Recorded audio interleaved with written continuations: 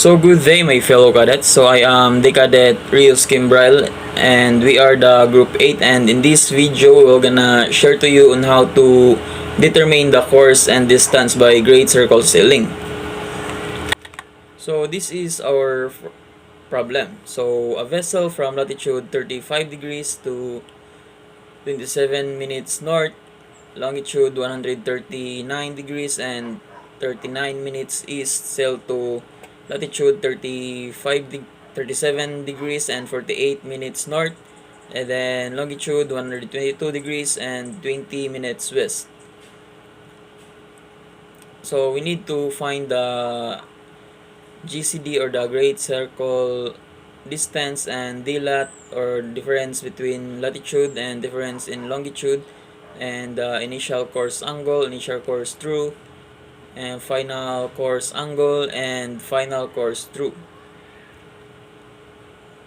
So in this problem, our latitude 1 is 35 degrees and 27 minutes north, and latitude 2 is equals to 37 degrees and 48 minutes north, and our longitude 1 is 139 degrees and 49 minutes east, and then our longitude 2 is 122 degrees and 20 minutes west.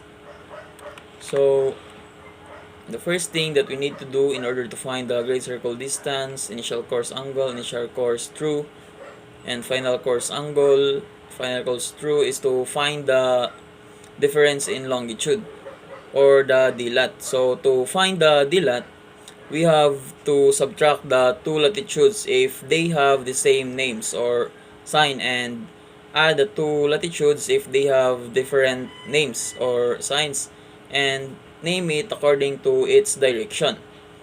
So DLAT equals 35 degrees and 27 minutes north minus latitude 2 equals 37 degrees and 48 minutes north.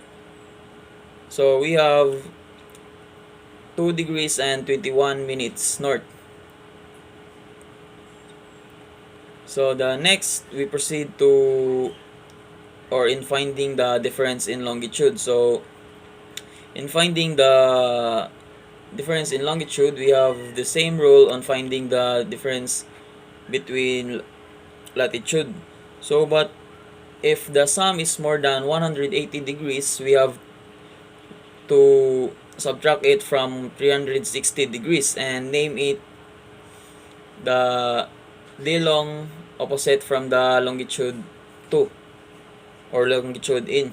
So since our longitude 1 and 2 have different names, we have to add it. So 139 degrees and 39 minutes plus 122 degrees and 20 minutes west equals 261 degrees and 59 minutes. So since the sum of our D long is more than 180 degrees, so we have to subtract it from 360 degrees. So 360 degrees minus 261 degrees and 59 minutes equals to 900 or 98 degrees and 1 minutes east. So since we have already our DLAT and D long, so the next we will find the great circle distance by using this formula. So cos difference in longitude times cos latitude 1 times cos latitude 2 plus or minus sin latitude 1 times sin latitude 2. So in this formula, we always put in our mind that we need to add if the latitudes have the same names, and subtract it if they have different names. So first, we must substitute the values. So cos 98 degrees and 1 minute times cos 35 degrees and 27 minutes times cos 37 degrees and 48 minutes plus sin 35 degrees and 37 minutes times sin 37 degrees and 48 minutes. So then we need to calculate the sine and cosine. So cos 98 degrees and 1 minute equals negative 0.13947. Then cos 35 degrees and 27 minutes equals to 0.81462 times cos 37 degrees and 48 minutes equals 0.79016. And sin 35 degrees and 27 minutes equals to 0.57999. Then the sin 37 degrees and 48 minutes is equals to 0.61291. Then we have to get the product of the negative 0.13946 times 0.81462 times 0.79016 and 0.57999 times 0.61291. So 0.13946 times 0.81462 times 0.79016 equals to negative 0.08977. And the 0.57999 times 0.61291 equals to 0.35548. So after that, we will add the two products. So negative 0.08977 plus 0.35548 equals to 0.26571. Then we have to ship costs the 0.26571 in order to have our angles or our degrees. So we will have 74 degrees and 35 minutes and 24 seconds. So to convert it into distance, we have to multiply it by 60. So 74 degrees and 35 minutes and 24 seconds times 60 equals 4,475.4 nautical miles. Good day, sir. I'm the Cadet Jerome Sabuliano, and getting the initial course angle and initial course true. So we have the formula cosine initial course angle equals sine latitude 2 minus cosine GCD times sine latitude 1 divides sine GCD times cosine latitude 1. So substitute the values.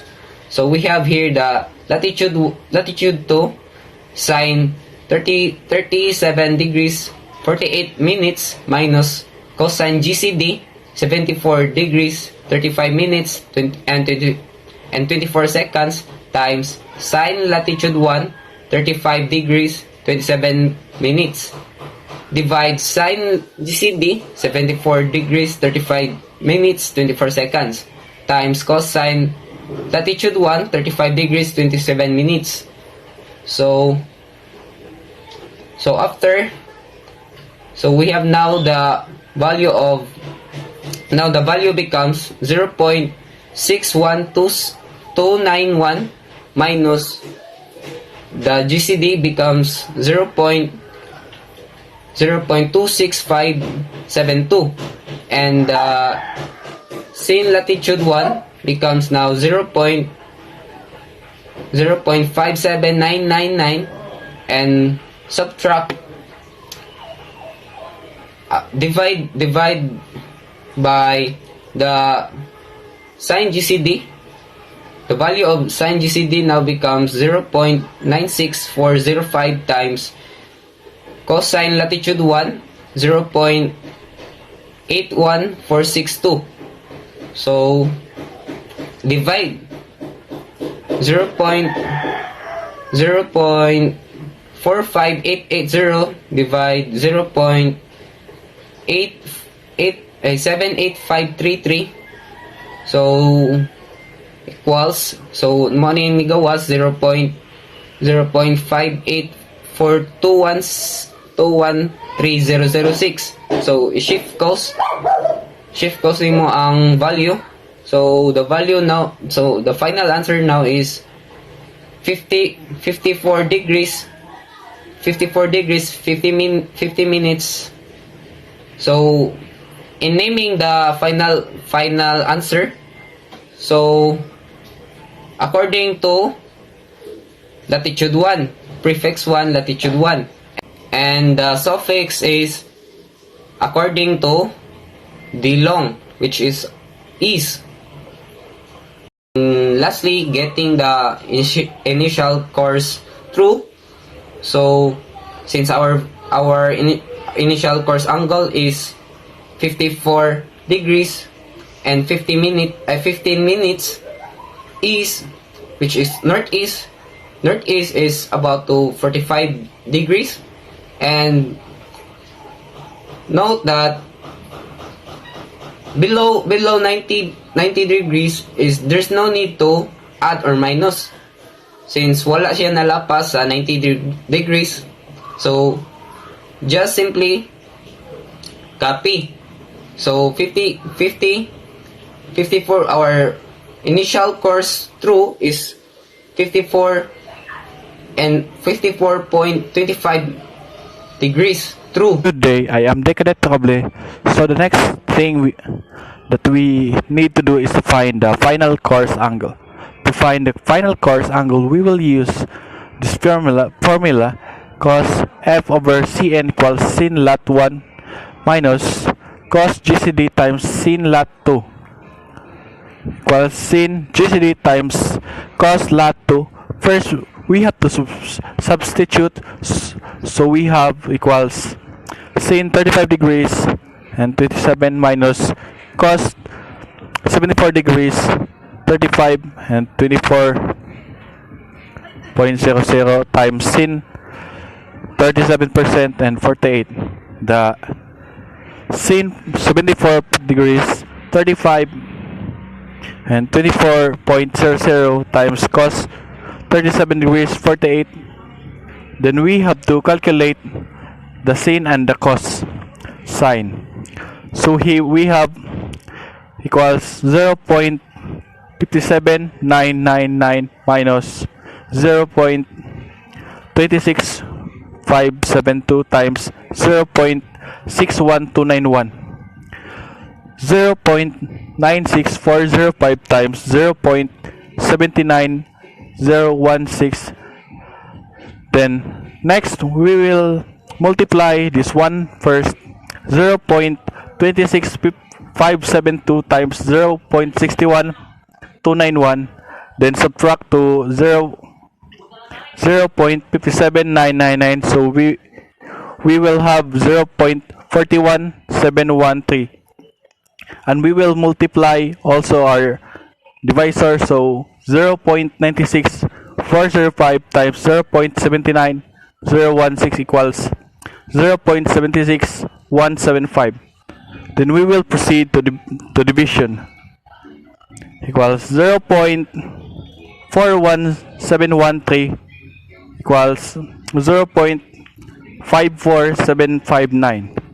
0.76175. Next, we have to INV cost, so shift cost 0.54759 equals 56 degrees and 48.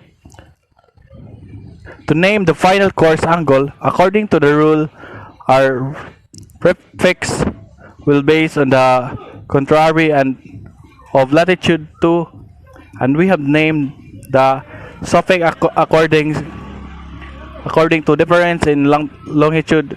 So we have S 56 degrees 48 east, since our latitude 2 is north, then our contrary is south, and our difference in longitude is east. to have the final course true. Since our final course angle is southeast, we have to subtract it to 180 degrees. So 180 degrees minus 56 degrees and 48 is equals to 123.20 degrees T.